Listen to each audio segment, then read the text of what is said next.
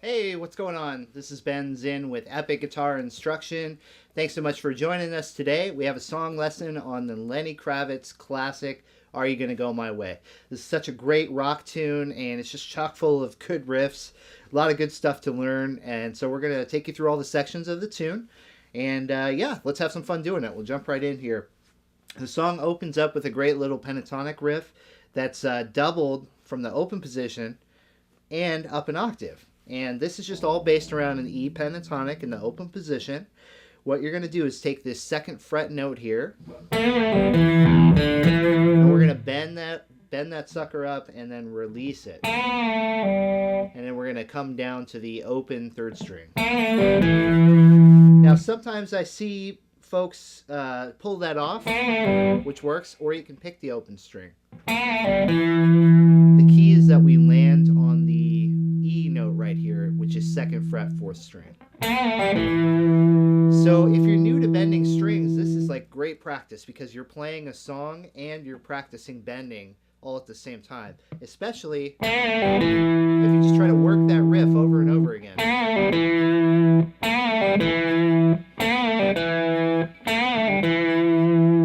Now to complete the riff from the song, all you have to do is just play a couple more notes.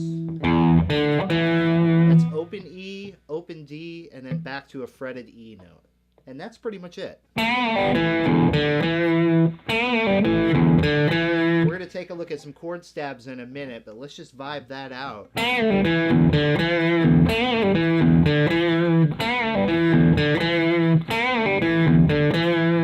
So once that's getting together and feeling good, in good timing, you can, in between these riffs here,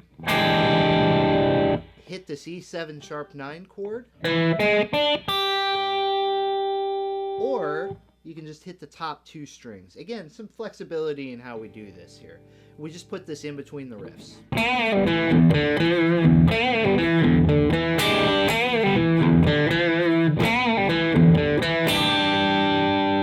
Top two strings. I think on the recording it's top two strings. I kind of like to throw in this E7 sharp 9. It's a little meaner sounding sometimes when I'm in that kind of mood. Now, that is the first part, and there's a second part, an overdub. If we just visualize that same scale up an octave, so here we have pentatonic in the open position, and the same scale up here in the 12th fret.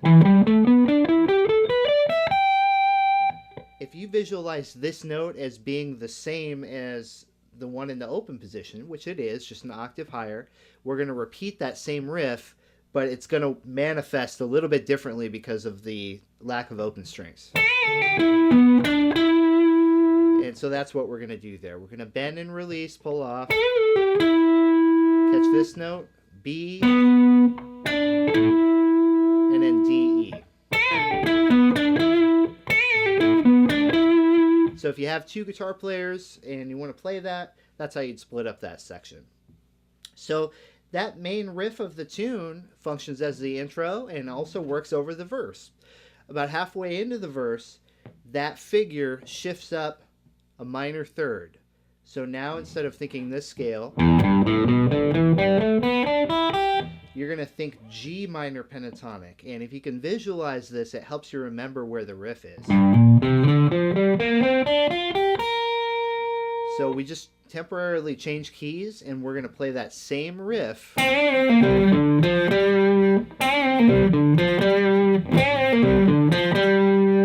up in this neighborhood. And again, that's going to be doubled up an octave, but first just get a sense of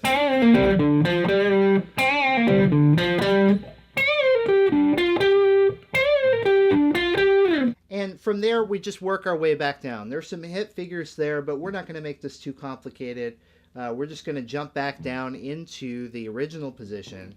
And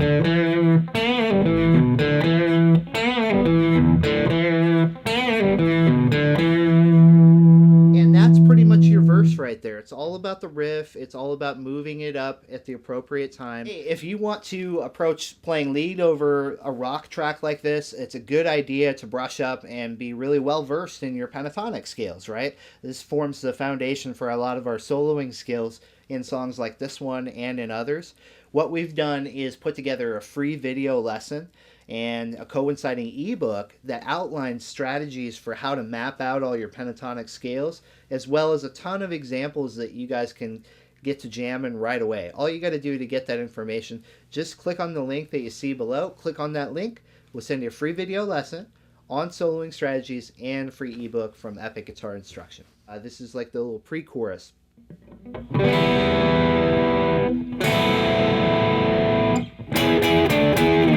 Getting into that chorus section. So there's a couple of chord voicings we want to know for this part here. The first one is going to be just the 5th fret, 4th fret on strings 4 and 3, and then you're going to leave strings 1 and 2 open. You're going to follow that up with the 4th fret and the 2nd fret at strings 4 and 3. Now, because I like choices, I'm going to give you a second choice for that section. So this would be a replacement for what we just did.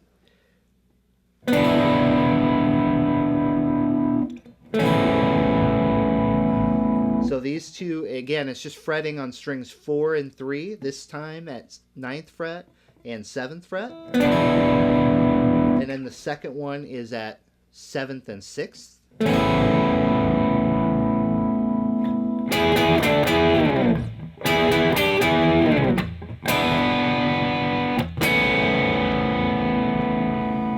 Okay, and this other little riff, again, we're going to look at a couple of different ways. 9th fret here, and I'm playing barring across with my 3rd finger, playing strings 2, 3, and 4.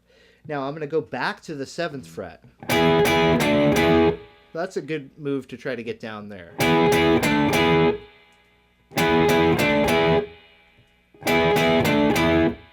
Okay, and next I'm going to grab this shape up here. This is like a little G chord that's 7th fret, 8th fret, and 7th fret. That's how I'm going to phrase this riff.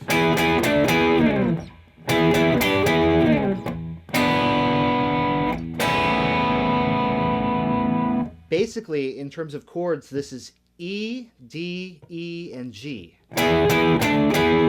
So E, E, D, E, E, E, G. Now again, as an alternate, we can play a higher voicing. This would work great if you're doing this for 2 guitars or you just want to have some choices with this song. Here would be a voicing for E. This is 9, 9, 7. And I just go back a whole step and come back up. Same sort of movement there. So in this case, to get the G, I just go up 3 frets with that same shape. One more section for the main rhythm part of the tune. There's this bridge section that we want to know. Again, kind of revolves around E. And we're going to come back up here to the 7th fret. We're going to visualize this chord shape.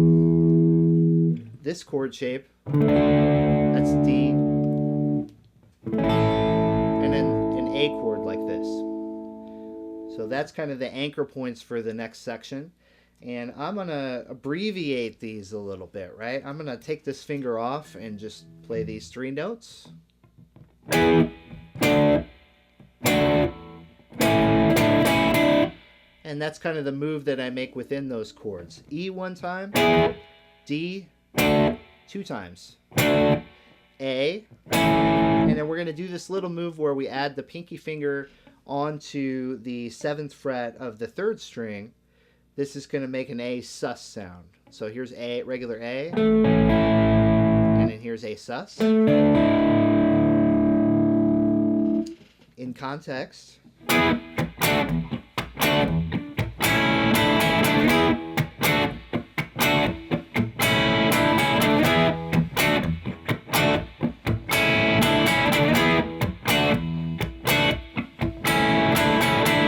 It's a great rock tune. It's great rock vocabulary. There's a lot of good stuff you can get from learning this tune. And I'll leave you with this idea here. At the end of the song, if you have a guitar with two pickups that you can shut one of the volumes off, one of the things I love about this tune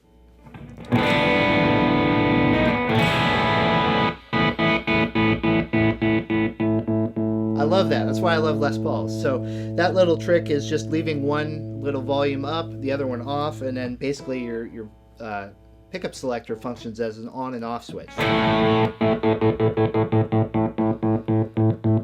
So lots of fun. Hope you guys enjoyed it. Once again, this is Ben with Epic Guitar Instruction. And hey, if you dug the lesson, please subscribe. We'll let you know every time we upload a new video lesson. And hey, also give us a thumbs up if you dug the lesson. Leave us a comment below. And yeah, thanks for checking out the video. We'll see you next time.